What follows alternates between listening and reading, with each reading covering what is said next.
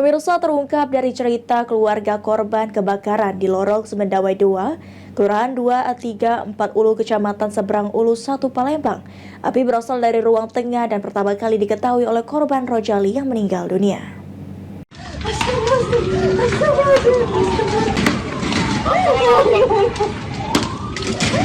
Pasca terjadinya kebakaran yang melahap habis satu rumah panggung kayu di Jalan Kiai Haji Wahid Hashim, lorong Semendawai 2, Kelurahan 340, Kecamatan Seberang Ulu 1 Palembang, menyisakan duka yang mendalam karena salah seorang pemilik rumah atas nama Rojali meninggal dunia dan dua orang lain luka-luka atas nama Guntur dan Renzo. Terungkap dari cerita salah satu keluarga korban, Mercury Casanova, api pertama kali muncul dari ruang tengah atas diduga dari korsleting listrik.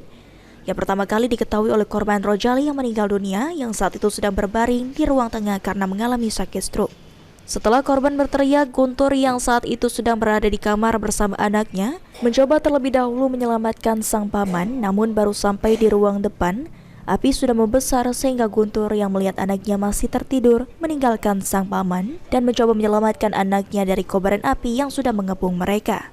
Akibatnya Guntur dan sang anak berhasil keluar dari kepungan api dengan mengalami luka bakar, namun sang paman tidak bisa diselamatkan lagi.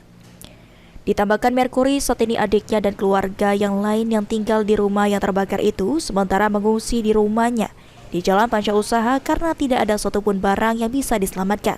Bahkan uang tunai sekitar 20 juta rupiah untuk upah tukang dan beli bahan bangunan habis dilahap api.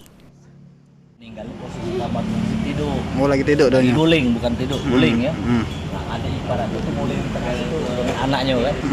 Nah, tiba-tiba yang sakit tadi stroke gitu keadaan nggak bisa jalan. Lihatlah api-api. Api. Bangunlah adek aku. Anaknya masih tidur. Jadi dia lama. Kalau yang sakit tadi ditariknya keluar. Tiba-tiba api tadi lah sudah ngarah ke anaknya. Besar ya. Ya lah besar api itu cepet nih kan. Nah, ngarah ke anaknya.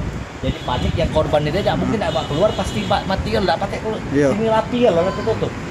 Jadi posisi gerak cepat tadi yang ini tadi dilepaskan dulu menyelamatkan anaknya, diuntalnya dari jendela. Dari jendela itu lah sudah tertimpa pak puing-puing dari pucuk itu. Wah, jadi kita keluar langsung tertimpa itu. Iya, itu yang ada ipar tadi loncat dari pintu juga mutung kalau.